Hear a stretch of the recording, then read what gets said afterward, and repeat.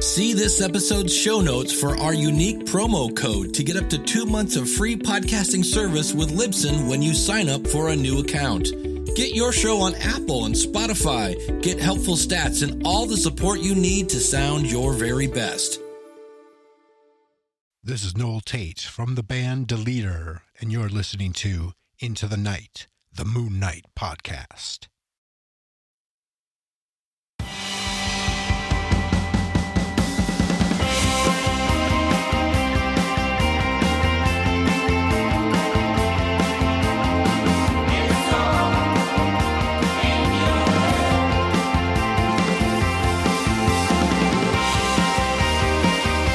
Yes, welcome back, loony listeners. You are listening to Into the Night, the Moon Knight Podcast. We have a special episode this time round. Of course, you're with your High Priests of Khonshu, Rebecca and myself. Hey, Rebecca, how you going? Hey, I'm all right. I'm away from home, so you get a slightly different background today. And the matchsticks are under the eyelids. Yeah, and the light's actually on. Like when I'm not home and I'm not worried about waking anyone else up, I can turn the light on. So.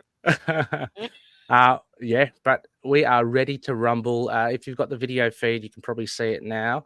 But we have a very special guest with us, a Marvel writer, Moon Knight writer, David Pepose. How you going, David? I'm doing great.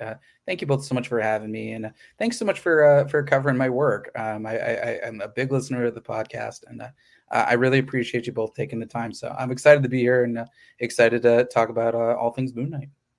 Oh, look, awesome. We're excited, David. Yeah, we are.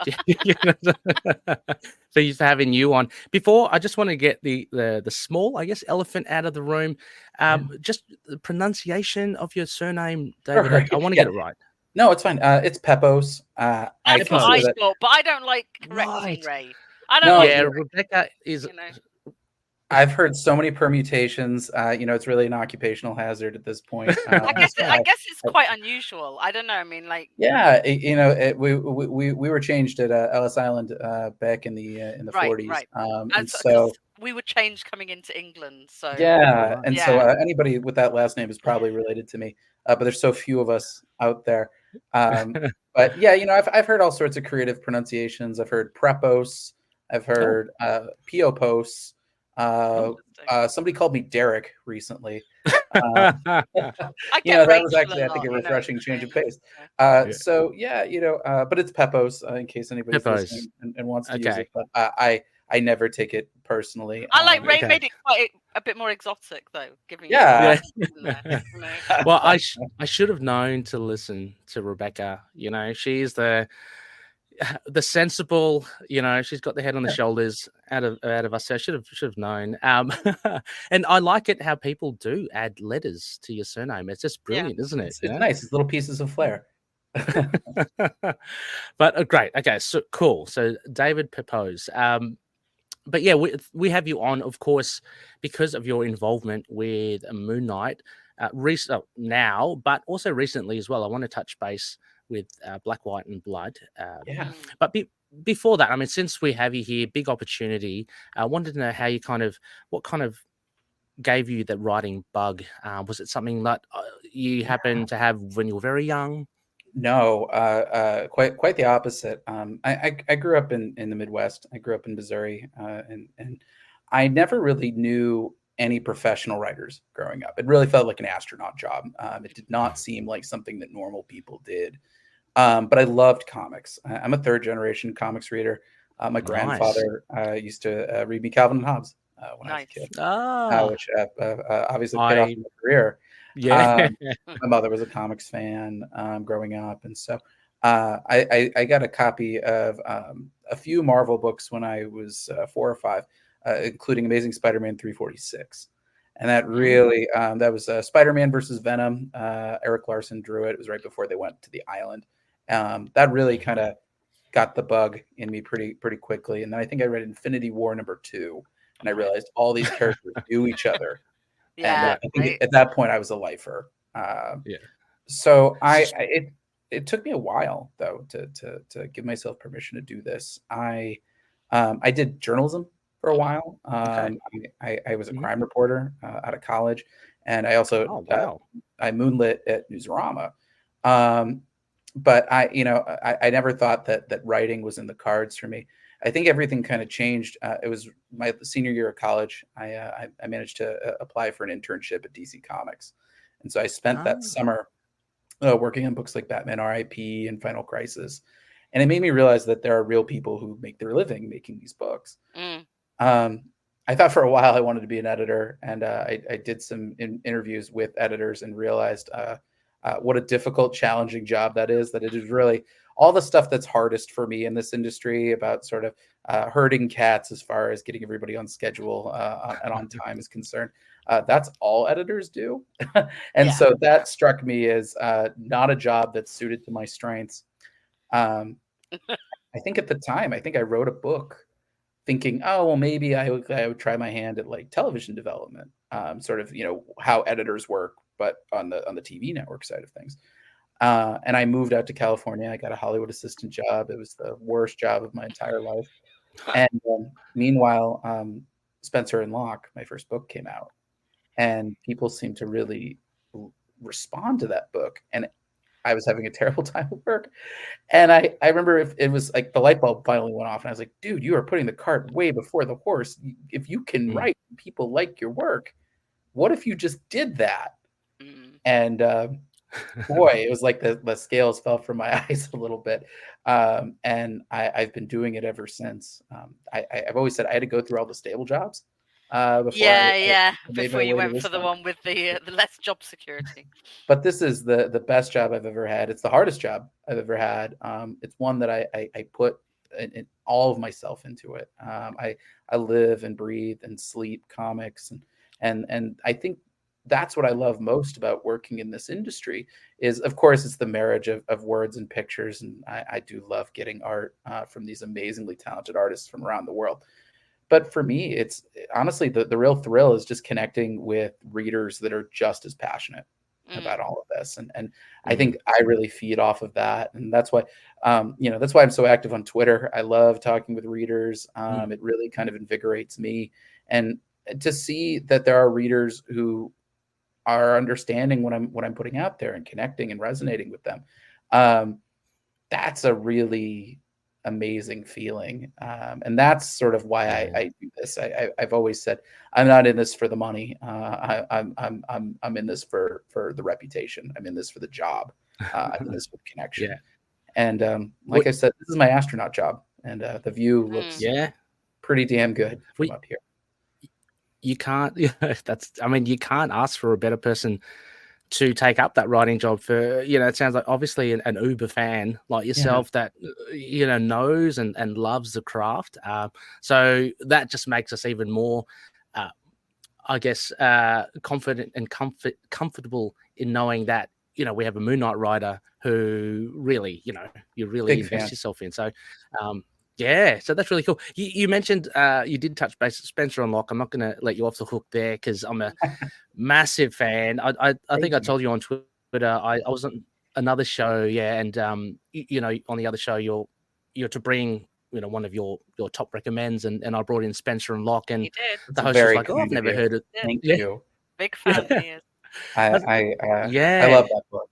I couldn't have asked for a better first book to get myself into the industry. And I guess I'll give you the little bit of background on that. And that for those who aren't familiar with Spencer and Locke, it's the elevator pitch is, what if Calvin and Hobbes grew up in Sin City? It's about hard-boiled detective Locke who's investigating the murder of his childhood sweetheart, and his partner happens to be a 7-foot-tall imaginary Blue Panther named Spencer. And the way that kind of came into being was I had been really inspired by books like Afterlife with Archie and Ed Brubaker's Last of the Innocent, that arc in Criminal. I loved those two books. And I loved that they were able to take something that seemingly is innocuous as the Archie brand and really kind of put some real grit and edge to it and really kind of twist it into different genres. And at the time when I was starting to put together my own projects, I thought, I'd love to do something like that, sort of what's the peanut butter and the chocolate. And I remember at the time I was a big fan of mashup music, and I was thinking maybe I could do something like that for comics. And I quickly learned that it's very easy to do one issue of just throw a dark, gritty, whatever. It's shock though. That might get your foot in the door, but that doesn't really establish a lot of connection with your readers. They'll look at that as a curiosity or like a car wreck, but they don't feel anything for these characters. So I spent a long time kind of figuring out, you could do I don't know, Sesame Street meets The Wire, but that's not. I don't have an angle for that. I don't, probably a good thing, but yes. I don't have that, but maybe someday. But as I was kind of putting together ideas, Frank Miller's Daredevil, The Man Without Fear, was kind of the first book I ever read as a kid that made me realize that real writers make comics. That it isn't just kind of done by committee or, kind of some nameless thing like a greeting card.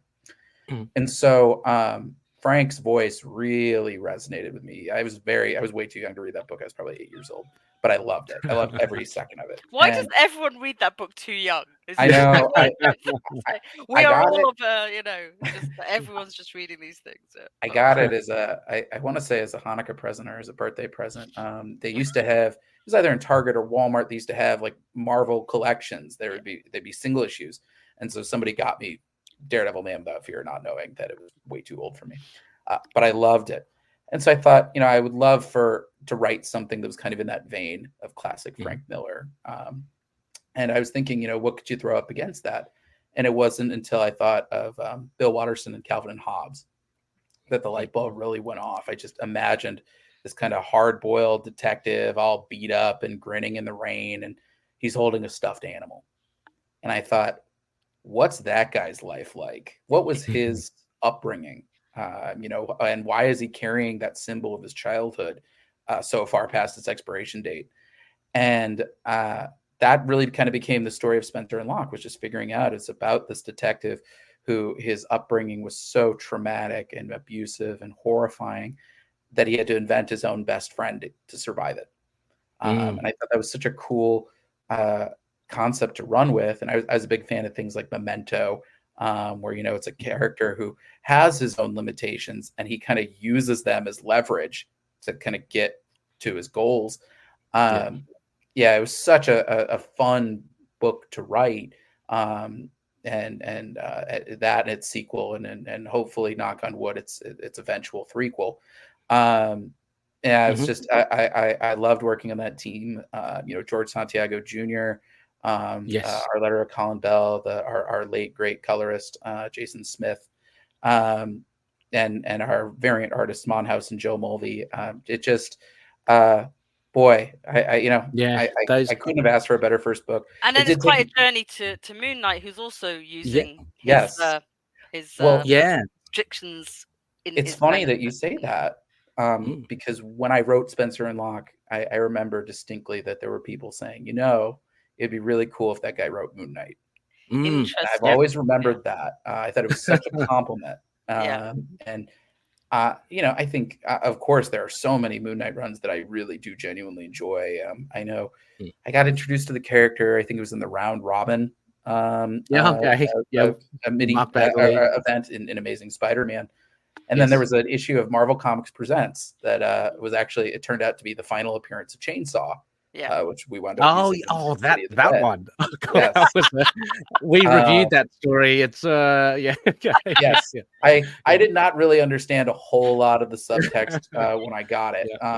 Revisiting it when I was older, I was like, but I was like, oh, we've never seen that guy again. He's dead. But it really, I mean, that Spencer and Locke, the first time that anybody said that he should write Moon Knight, I was like, I'm going to file that away. I'm going to start thinking about that. Look, I want to say as well that,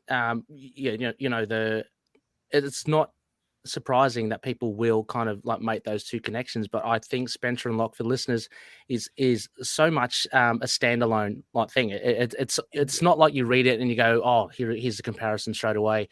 There's so many different dynamics. It just works together, and I'm glad that you mentioned the roster of artists, because the art really does marry well with the type of, I guess, theme and mood that you're kind of creating for that. So it was kind of like a perfect storm in that sense, I think, where you had, with this idea, you had so much to play with, with the characters and how to dive into it. You get into, without too many spoilers as well, the father's involved as well, and then you do get glimpses of the trauma in the back, but coupled with that, you get this noir kind of detective thing, which is so cool. So it's definitely on its own, like it stands. I'm very proud of that book, and it's funny, I look back on it. It came out, let's see, in 2017. So we're going on 6.5 years since the first issue came out.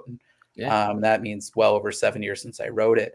And I look back on it, and of course I see the rough edges. I see kind of a first-time creator being way shaggier and scrappier than he thought at the time. But at the same time, I see it. I'm like, the bones are there. And I do feel like that was the seed that kind of everything else has grown from since. So I really appreciate the kind words on that book. That series is still finding new readers all the time. And so it should. I want to praise one now. I want to tell you all about when I was like, yes, this is going to be good. Avengers, and it's a weird one. Avengers Unlimited Infinity comic. Thank you. I would be doing everyone I know a disservice if I didn't say how much it lit up the fans of Iron Man and Captain America as friends, let's say. Sure. No, because we've had a long period in Marvel where they've either and I don't think this is necessarily intended, where they've just not crossed over much. Yeah.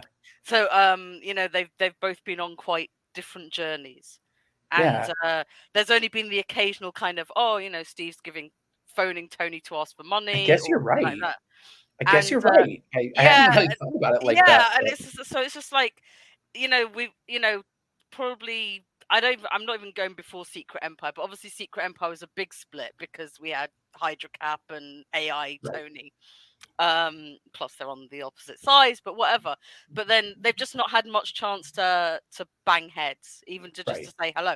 So to suddenly have this comic come out where it's just like, oh yeah, they're friends. Like, of course they're friends. Like, it was a breath of fresh air, and everyone loved it. So thank you for that. I'm not gonna.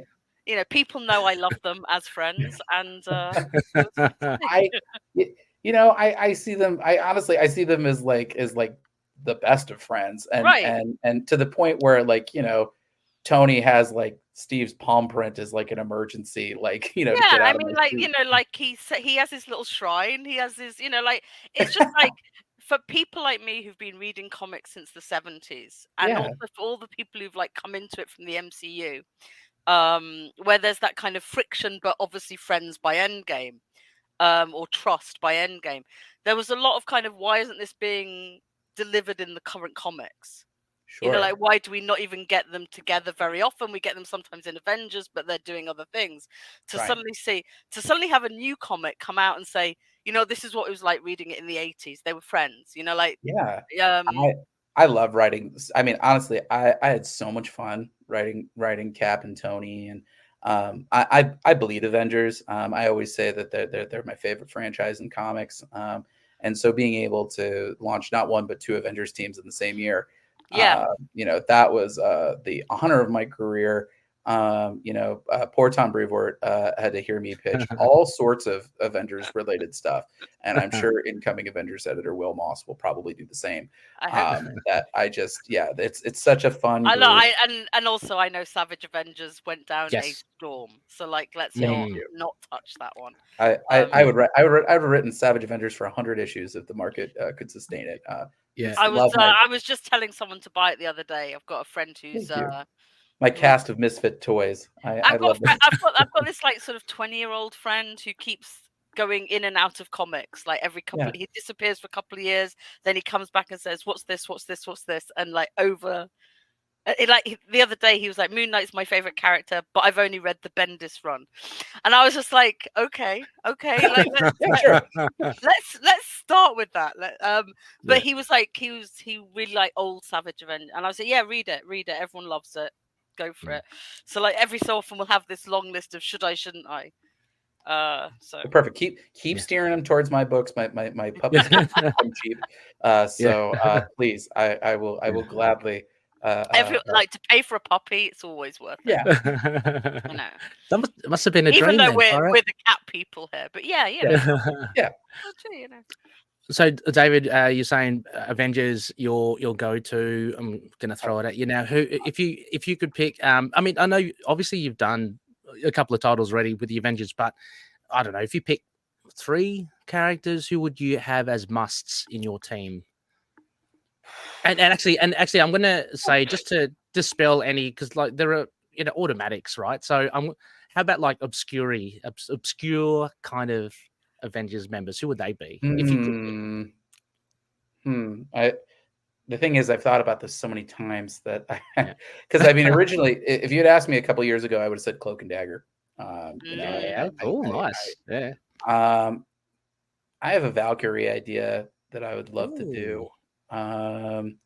Let's see, who else do I really love on the Avengers roster? I'm just going through like my whole mental list. It could be West Coast. It could be. I was going to say, surely West Coast has got to be in there. Mortal Man, Hawkeye would be really fun to write. He's one of the few. Where's he in comics? I have to stand up for my Hawkeye fans. I think he's great. I mean, why is he not in more? Come on. He's great. There's something I really would love to do with Swordsman. Nice. Yeah. But it's honestly, I mean, it really changes by the day. I mean, of course, I love the staples, Cap and Tony and Carol and T'Challa and Thor. And writing Ant-Man was actually really fun. That would be fun. I just kind of I just wrote him as just kind of a doofus. He teams up with Rocket Raccoon and Groot in my second Avengers Unlimited arc, and he's like, boy, I never thought I'd see the day where I was teaming up with a raccoon and a talking tree. And Rocket's like, we've teamed up. We fought Ultron together. We were in the Guardians. Scott's like, I don't know, man. I meet a lot of people. So that was a lot of fun. I mean, I think that's why I like writing for Marvel. Is I do love these characters. And I feel like I'd be very hard pressed to think of many characters that there isn't something about them that I just love. Let's mention Punisher quickly. Yeah. Yes. Like taking on a new Punisher is quite daunting is the word I've used to describe this. The reason, how I got that job was I had written Punisher 2099 in my second Savage Avengers arc. And that came from I had written our first arc saying we can leave Conan in the Hyperborean Age if we'd like, Conan the Barbarian. But then after I wrote my second issue, I was told by the higher ups at Marvel, hey, like our situation with the Conan properties team has changed, so we're not going to be able to continue with the license. And so I was told that I had like till the end of the year to wrap it and to wrap up Conan's story. And given that our arcs were 5 issues of pop, I was like, okay, we're gonna wrap that up in issue 5. And so I had written Punisher 2099 as sort of our new lead character for the second arc. And I remember that there was a little trepidation, when I pitched it, just because the character Punisher in general, there's a lot of controversy kind of surrounding the character presently. A lot of real world stuff that has it's a big deal. There's a lot of people who like they rightly have their concerns, and so Tom, my editor, wanted to make sure that like we could navigate that in a responsible way. And as I laid out kind of my plans for the character and ways to sort of like kind of give him a direction and a story arc, but in a way that like hopefully wouldn't be like emboldening any bad actors or sort of sending across the wrong message. Tom liked that approach. And so it was earlier this year, I got an email from him saying, hey, like we have another possible assignment for you. We'd love it if you took over the Punisher. I said, great. I got plenty of ideas. And he goes, here's a twist. It's not going to be Frank Castle. It's going to be a brand new character. And I was like, huh. And at first I was very scared, honestly. This is an editor who has really been a mentor to me since I've started at Marvel. Obviously, I don't want to disappoint him, but of course, I have an idea in my back pocket for just about every book of Marvel, but nobody really preps you for like a new Punisher. Yeah. And I remember thinking about something that Brian Bendis said, where he said, you don't turn down an assignment because you're scared of it. If anything, that means that's something you should be pursuing. And so Tom and I really went like into the weeds, like really exhaustive detail for quite some time, just kind of hammering out like, okay, this is a brand new character. It's kind of blue sky. What is the most interesting way of telling this story? How do we have a character that is kind of unique and stands in his own 2 feet? I likened it to the shift from Johnny Blaze as Ghost Rider to Robbie Reyes, where you went from motorcycle culture to muscle car culture. And so we talked a lot about it. And there were things that we discussed, like for example, what kind of weaponry would we be using in this? And both Tom and I we were really kind of adamant that, like, given that like there are shootings in the US all the time, really daily, and in all sorts of horrific places like schools and churches and malls. I thought, it might be a good idea to try to do something a little more elevated. Marvel as a universe has all sorts of weaponry and arsenals that you cannot pick up at your local store. Yeah. And so that very quickly, I was like, okay, like, what if we did something with S.H.I.E.L.D.? And I had wanted to do a Nick Fury story ages ago. I love the organization because there's so much you can do with it. You're sort of, you have a little bit of the James Bond, Mission Impossible tapestry to play with. And I thought, well, what if we kind of splice that with John Wick, where we said that Joe Garrison, our new Punisher, he was an ex-S.H.I.E.L.D. Wetworks agent, and he had retired to start a family, and someone has blown up his house with his family still inside of it, and the police all think that he did it. So it really, I said it's John Wick meets The Fugitive as sort of as an origin story. And something else that we talked really at length about and is, what would it take for somebody to call themselves the Punisher in the year 2023, both in like the real world, but also just in the Marvel universe, where like Frank Castle is known as kind of one of the most prolific serial killers in the Marvel universe. And without spoiling too much, that really became kind of the spine of this origin story, is what would it take for somebody to start calling themselves that? And what would it take for somebody to have what it starts off as a very personal mission? Somebody set me up and killed my family, and I would like to know why. And how does it go from being a mission to a war? Something that's a little more self-sustaining, a little bit more open-ended. And that really is kind of the spine of this book. That's so cool. So, I mean, oh, go ahead. I'm sorry. Oh no, I just say, to be honest, like I've only just seen the ad for it, so I knew nothing of it other than your name, David Wachter, I think, is art, which is great because He's fantastic. I've just finished reading Planet of the Apes, and it was really cool. But I just know just that poster, but how you're describing it now, I'm so keen to check it out. We wanted to go towards like the gun fu choreography of it all. And so I really said with Dave, I said things like John Wick, things like Atomic Blonde and Bullet Train, sort of that kind of section of cinema, but also things like Damian Scott's Batgirl and Scott McDaniel's Nightwing. I'll say this, but like another good comparison point that kind of helped me out was like, it's sort of the Cassandra Cain to Batman's Bruce Wayne, where half of Joe's appeal is you can drop him anywhere. You can drop him in a restaurant, in an office building, in a train station, in the Kingdom of Atlantis if you wanted to. And he's going to sort of use the choreography and the environment. He's going to improvise with that to like take his enemies out. And so it really is, it's just, you can drop him anywhere and you just want to know, how's Joe going to fight his way out? It's cool. And I have a lot of plans with the character, and we hope to be able to kind of realize them long term. But when I had initially pitched the Punisher, I had said, Jerry Conway talked a lot about it, and that the Punisher, the existence of a Punisher is like an indictment of society. That like something has gone wrong.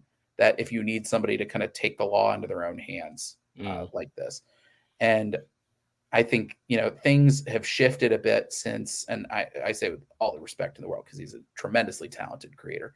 But I think ever since the Garth Ennis Punisher run has come out, I think a lot of people have sort of glommed onto that, where it's sort of the over the top violence, but as I've discussed at length, internally, you can't like have a Punisher throw like a quadruple amputee into like a fire pit and not have Spider-Man like throw him under the jail. It's like very hard to have him like cross-pollinate across the Marvel universe after that. And so for me, I thought, how do we kind of like circle this square? And I thought, yeah, it is an indictment of society. I mean, you think of society today, and I had a conversation with a Punisher fan at Baltimore Comic-Con, wearing a Punisher hat, t-shirt, coffee mug. And we were talking about it, and I finally asked him, I said, do you ever feel like society is just like stacked against the little guy?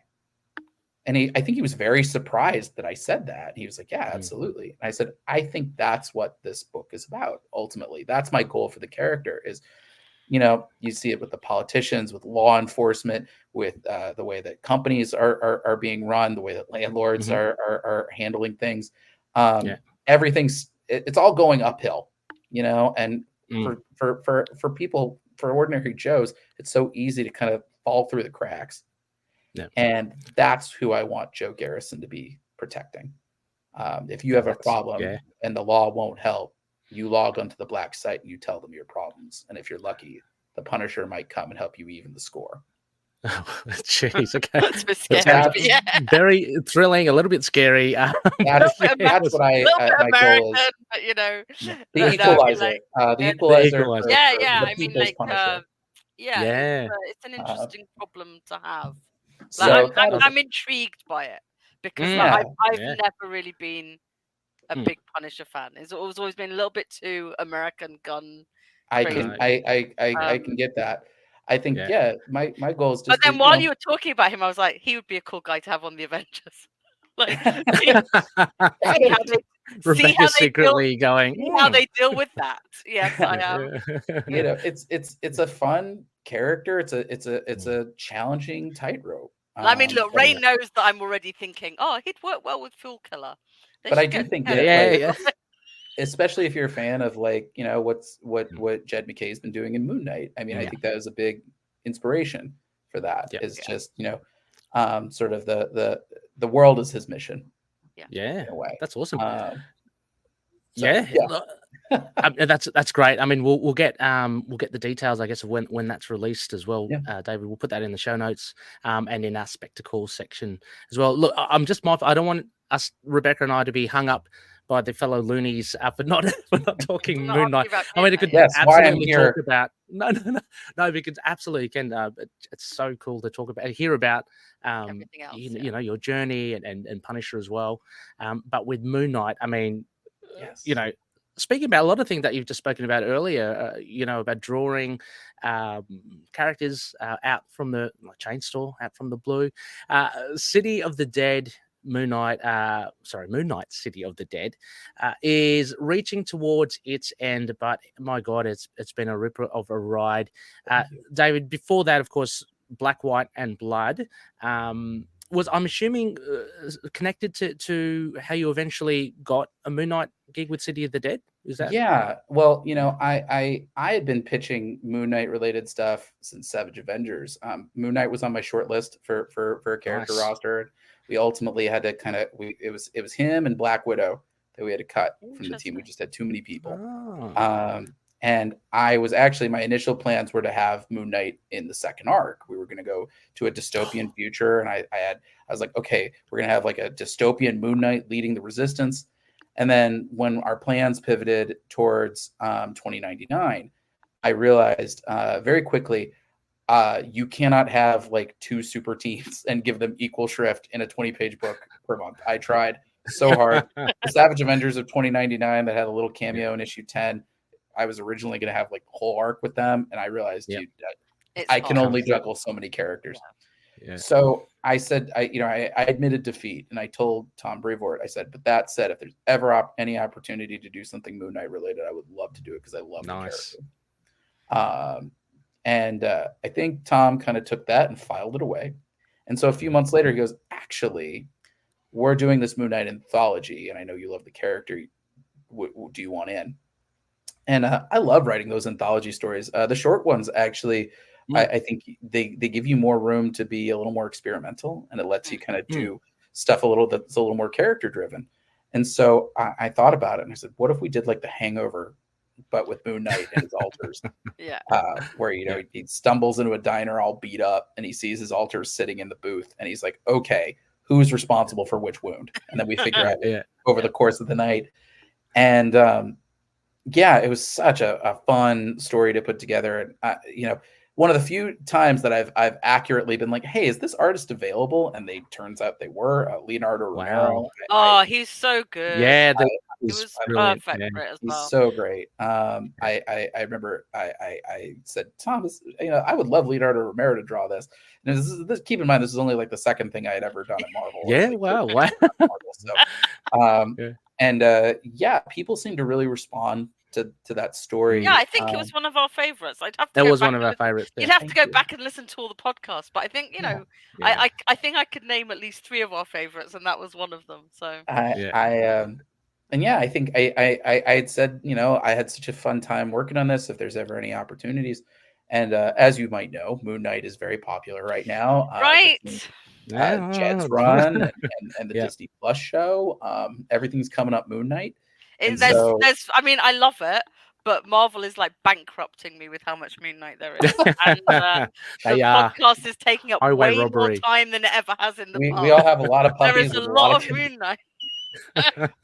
I'm fine paying for all the puppies, but think of the puppies. Think of the puppies somewhere. The funny thing is, after years of not being starved for it, but it being very sort of it trickles in. Then all of a sudden, I'm trying to think of a time in a few years, maybe we only have like one Moon Knight issue. It's a Moon Knight renaissance. It's great. And we were talking to Jed about it the last time. It's like no one can entirely pinpoint exactly why. Because the Disney Plus show, but that hasn't filtered into other things. And the comics Moon Knight is very different from the show Moon Knight. And then obviously Jed's run is doing incredibly well. But who would have predicted, even at the Disney Plus show time, that we'd have a 30-issue Moon Knight run, then going straight into another Moon Knight run? Yeah. It's just we're not. And a second series as well, a second title. That's what I mean. It's like we're not used to Moon Knight issues runs lasting past Maxi stage, and even though they've been really good quality, and then to have to have your mini and Erica's one-offs and blood, and it all selling. I mean, it's great. It's just people are discovering the character, which is it's great, and all the facets of the characters. Well, it's so nice that they're embracing the comic side as well as because obviously it is funny because the Disney Plus show is you either love it or you hate it, right? And you're either a comics fan who loves it or you're a comics fan who hates it. If you're not a comics fan, you're more likely to like it because you have you don't know it. But it's weird because the Disney Plus shows generally haven't had that impact on comic sales, whereas all of a sudden you can kind of see it being this weird kind of mix of it all working at the right time.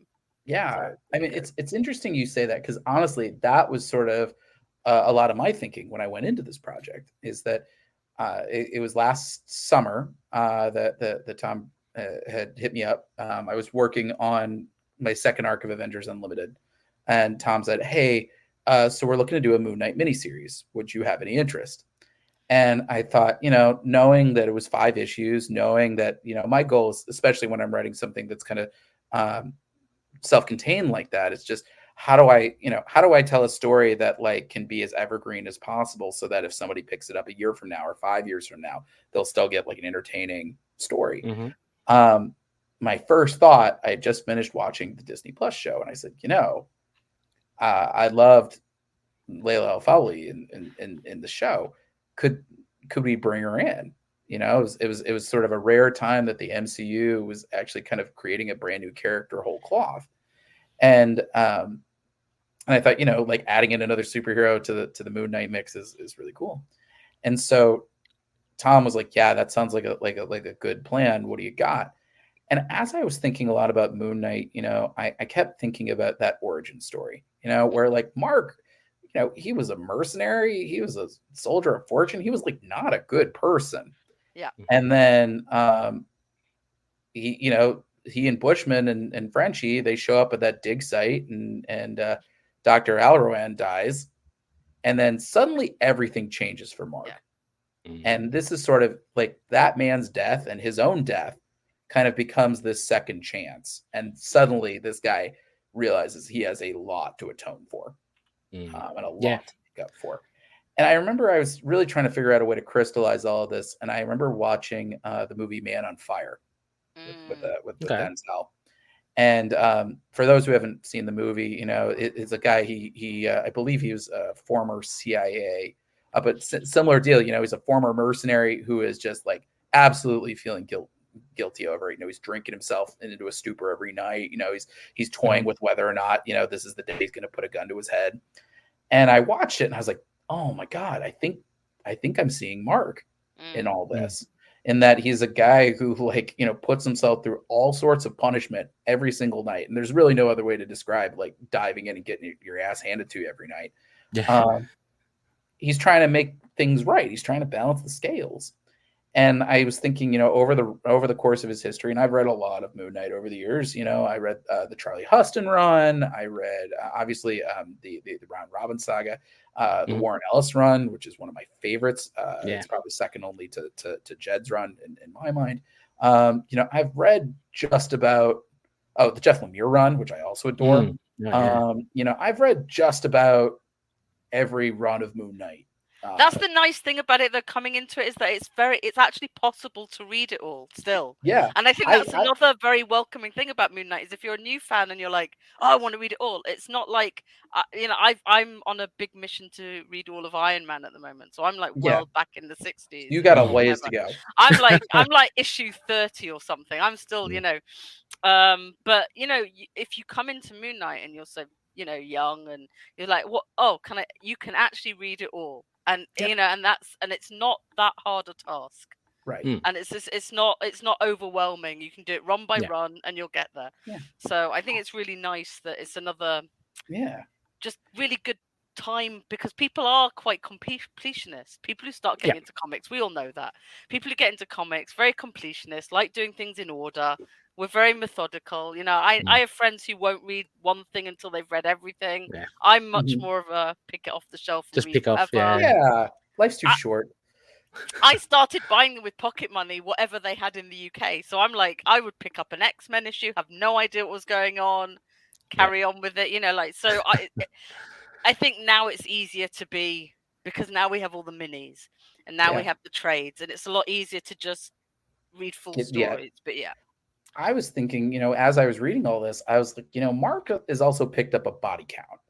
And I think that's where things started really to click together, was I was like, Mark has killed, he's killed Black Spectre, he's killed Midnight.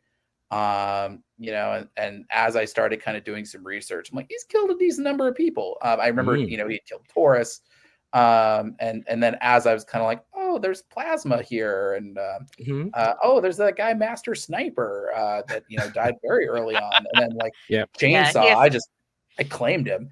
Why last not? time I've even seen, he got crushed by a shipping container. I was like, that guy's not walking out. That guy's dead.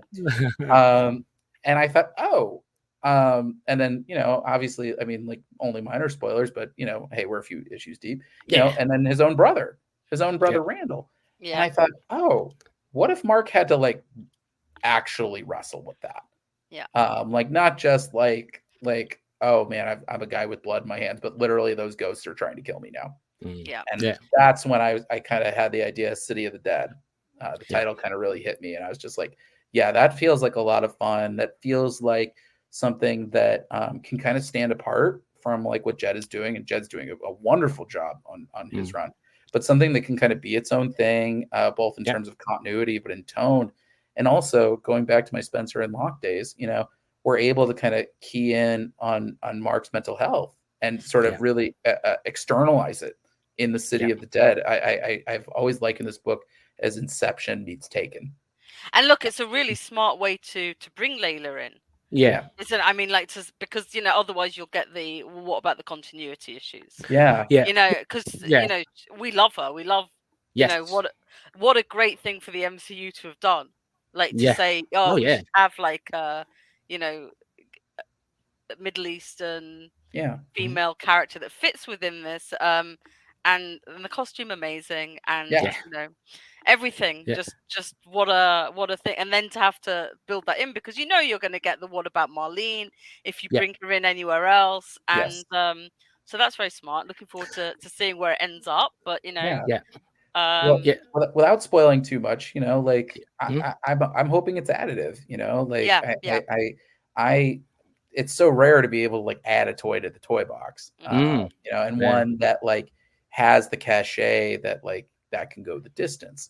And it was really great. And it was sort of playing like Pippin to Jed's Jordan, but it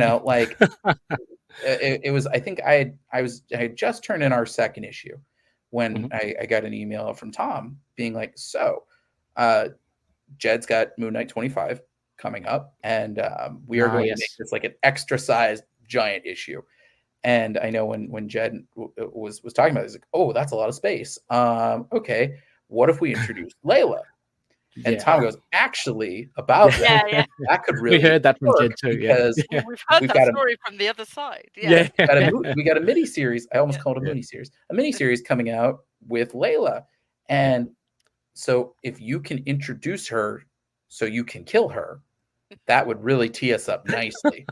And so Jed and I kind of like we've added some ideas around, and we're able to kind of really like dovetail our stories together in a really neat way. And so I thought that was really cool and really, really fun and interesting. I mean, I tried to write this book as kind of a supernatural noir story. And that's why we've got kind of the running narration going on with that. I thought, that would be kind of a way for us to stand apart from what Jed is doing, but also we have a limited amount of real estate and there's a lot of continuity to explain. And I think on it, I may perhaps lean on the side of caution, but I always think like, what if somebody like doesn't read issues 1, 2, and 3 and they start on issue 4? I gotta like let people know like what happened, and I don't trust that anyone's going to read the recap page. And so when you're doing that, issue 1, like, there's very little exposition. Once you're getting to like issues 4 and 5, you're like, oh my God, like, how do I explain all of this? And so the narration I thought was kind of a way to kind of maximize that space. But it's just been such a fun book. I love the character of Moon Knight. I think because there's so much to him. He's an interesting kind of complex, multi-tiered just person, but also all the mythology. You're able to throw in the street level stuff, and you're able to throw in the supernatural stuff, and you're able to throw in kind of the horror thriller elements. He really, I know it's always reductive for people to compare him to Batman, but like the reason why people like Batman is because Batman has so many layers to him, and I think people are really saying a black suit now. You're discovering that now with Moon Knight, and I think that's what's made him the character have such a renaissance. And I just ran into Jed this past weekend at New York Comic Con, and I was like, man, it was so fun to be able to kind of ride shotgun with you. And I was like, you ever need anything more, you hit me up, because I love the character. I think there's so many different ways that can be tackled. And the only thing I'll say is I had pitched one other Moon Knight story when I pitched City of the Dead. And the reason I didn't do it was because I needed more runway. It wouldn't have fit in 5 issues. I had said that I probably would need 10. And David, that's all I'll say is I've got that idea in my back pocket, and if still in the cards. Marvel ever needs me, I'll be there with bells on. I would love for you to. I mean, Jed's doing a fantastic job. Don't get me wrong, of course. But Rebecca and I have mentioned as well, David, that it would be great to have you as a Moon Knight writer on. So that kind of that little morsel has kind of made me very, very hopeful. I'm not gonna jinx anything, but that's awesome. I just wanted, this was a good opportunity because you were talking about writing Shotgun and just working with Jed. Yeah. We have a question from one of our listeners from the Discord. Yeah. So Thomas Gray, and he wrote in, and there was speculation. There was a whole lot of discussion on our channel about where City of the Dead does lie as opposed to the main run. Now, after you've just explained it, it seems pretty clear that 25 is around the benchmark, right? And post 25 of Moon Knight. I'm going to plead the fifth on this question. The reason I plead the fifth on that is because ultimately, I'm just visiting, so it's not my continuity to kind of put my stamp on. And so it's funny. I never expected until I started at Marvel that people would be asking oh, the continuity, where's this fit in between this, that, and the other thing. So I believe Tom Brevoort said it best in that Moon Knight at City of the Dead #1, it falls on Tuesday. Falls on a Tuesday.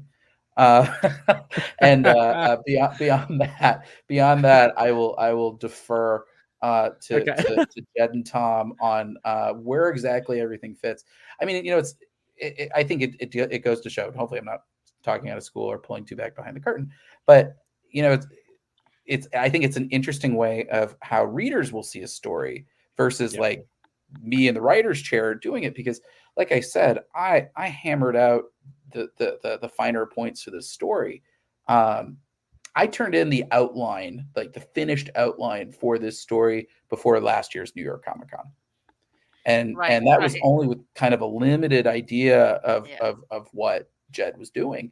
And I think the reason that they kind of, that at least in my history, we've been a little siloed off is it actually prevents creative cross-contamination. I totally understand that, and also, I mean, it's clear that you can read this mini at any point. It's not, I don't think it really, it's not one that depends on 25. 25 gives it a bit of context, but it's not really in the timeline as such. It's somewhere else. It's in the duet. It's not, but we have someone who's making a chronology, so he's just kind of I would say, but there's, like you said, there is always going to be fans who want to do that, but to me, I would just be just buy all the one-offs wherever. I'll say tweet your congressman, but I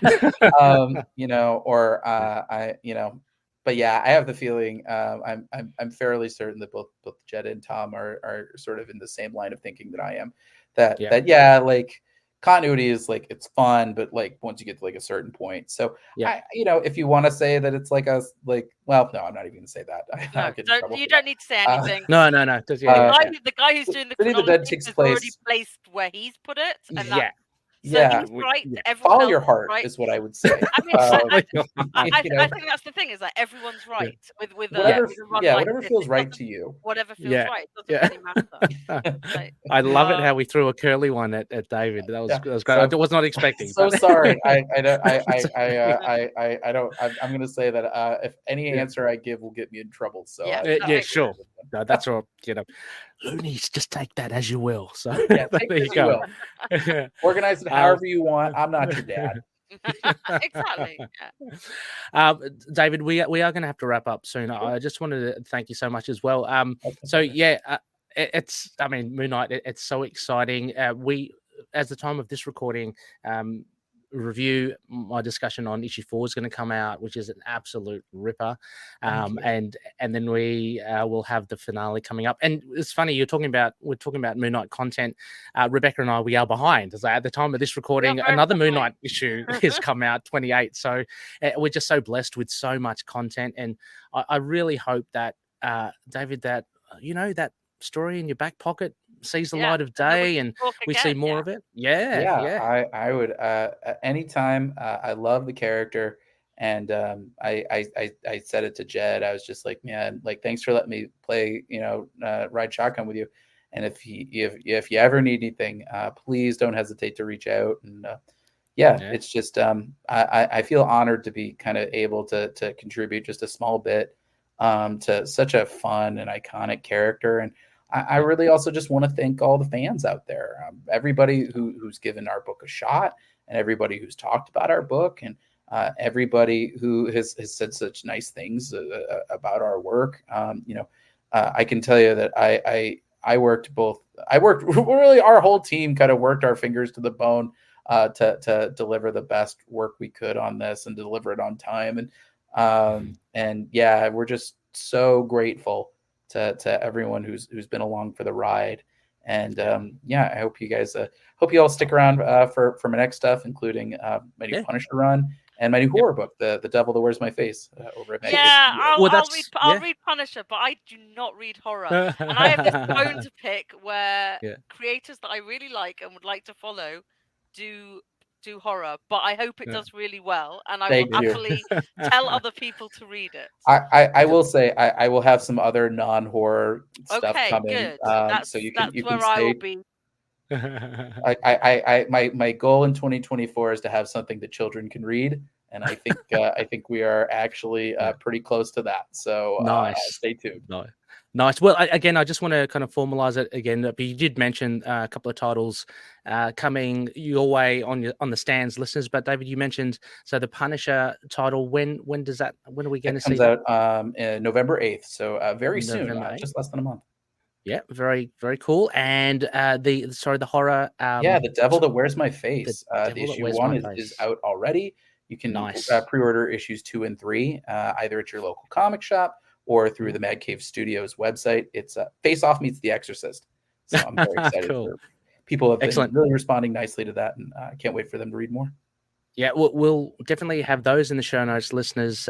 Go have a listen. Have a click on those links. We unfortunately have lost Rebecca there for, I think, her internet. I think the horror got to her. I think some sort of poltergeist. The devil took her internet. But David, a huge thank you once again for spending time. I'm so proud actually to have you on the show. So I'm absolutely chuffed. The door is open as well. I'd love to have you on whenever we can find the time, and if you're willing to chat more Moon Knight, absolutely. That would be my pleasure. And thank you so much for all your support and for having me on the show. And it's just nice to be able to chat with people who are as passionate about the character as I am. It just makes having chats like this just so much fun, because I just totally immersed in it, and I just love hearing from creators such as yourself. So listeners, thank you so much for listening. Let us know your thoughts as well. We have such a privilege of being able to be able to contact the likes of David and to Jed. It's so great how creators, social media, it kind of connects us a little bit more closer than in the old days. But a huge thank you. Go check out City of the Dead if you haven't. I don't know why you're listening to this show if you haven't, but if you haven't, it is a high recommend. And as mentioned, The Devil Wears My Face and Punisher out soon as well. Also, I might put in Savage Avengers and Avengers Unlimited on the links there for everyone to check out. Here we go. We have Rebecca back. You're Rebecca. Back. Hey, my sister's computer shut down after being on for an hour. I don't know why. I'm sorry. That's okay. No worries. That's okay. No, we were just wrapping up. Rebecca, any final words towards for David? Or no, like I was about to say, I will always keep track now. Thank you. And I will definitely check out Punisher. And even though I'm not a massive Punisher thing, I'm interested in it. I guess I was there at San Diego. And I was like, oh yeah, that could be cool. Yeah. I'll check that out. I'm going to be in for that one. David, once again, a huge thank you once again, David. And as always, everyone, may Khonshu watch over the denizens of the night. Catch you later.